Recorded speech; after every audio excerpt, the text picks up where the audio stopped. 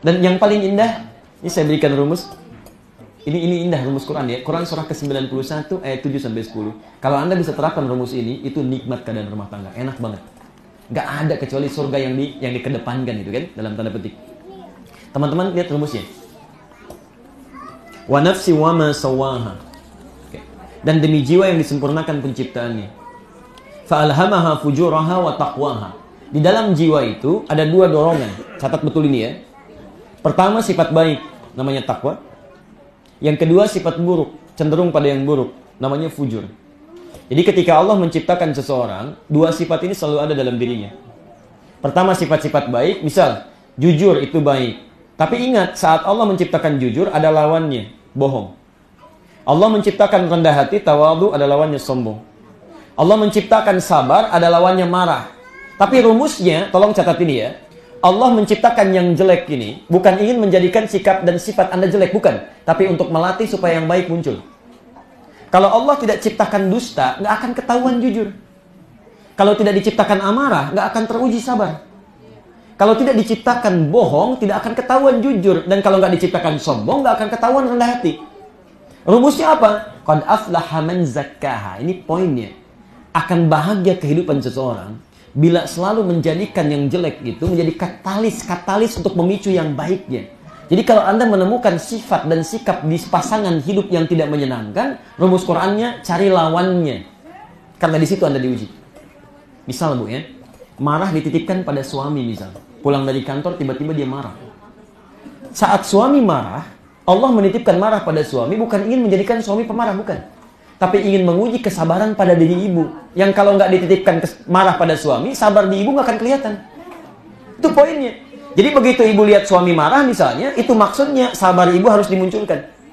Jadi berbahagialah kalau suatu saat suami marah misalnya. Marah, oh berarti saya mesti sabar. Bapak juga sama. Pulang ke rumah, lihat istri cemberut misalnya, cari lawannya.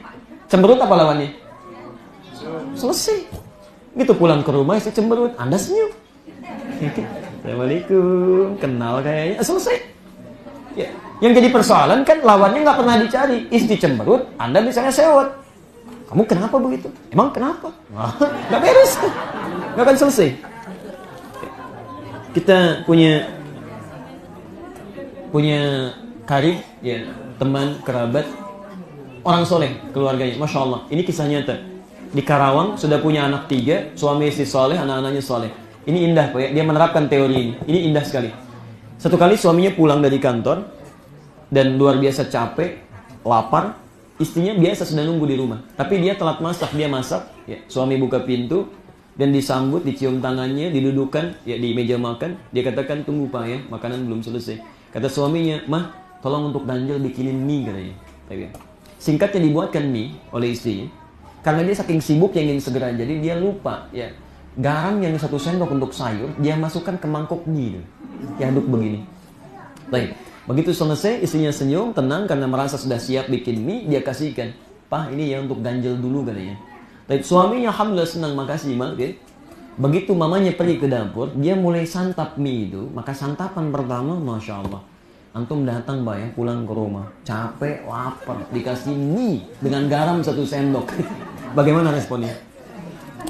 Baik. Nah ini poinnya. Garam apa rasanya? Asin. Dia paham betul rumusnya. Maka dia keluarkan kalimat yang manis untuk memanggil istrinya. Ma, sini sayang. Anak 3. Masya Allah ya. Baik. Dipanggil sayang istrinya. Gak biasa nih, Masya Allah gitu kan. Datang istrinya dengan senyum simpulnya. Kata suaminya, sini duduk samping papa. Masya Allah. 2, duduk bersamaan. 3, belum selesai. Sini duduk samping papa. Yang ketiga, ini yang paling indah. Papa suapin ya. Jarang rasanya makan berdua kan? Baik. Jarang rasanya makan berdua. Ibu apa yang terasa ya? Anak 3 hadir samping suami, makan berdua, disuapin lagi kan? Baik. Begitu dimasukkan itu suapan pertamanya, istrinya sadar ada yang salah itu. Apa yang terjadi? Perhatikan ini yang paling indah.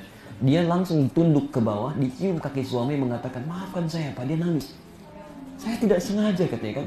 Suaminya indah sekali. Diangkat istrinya, dia angkat, dia katakan, Mah kenapa begini? Bukan, gak usah begini, Papa hanya ingin mengatakan, jarang kita makan berdua kan ya kan? Jadi begitu diangkat, lihat ya, Hanya gara-gara garam 1 sendok yang asin, tumbuh cinta 1 mangkok. Akhirnya hilang itu semua, hilang lapar, pergi ke dapur sama-sama, masak berdua di situ, selesai. Kenapa nggak bisa kita pakai dalam kehidupan? Nyaman gitu kan? Tapi memang teori mudah disampaikan, prakteknya tidak mudah. Ustadz juga sama, makanya jarang ada ustadz ceramah bawa istrinya, itu jarang. Why?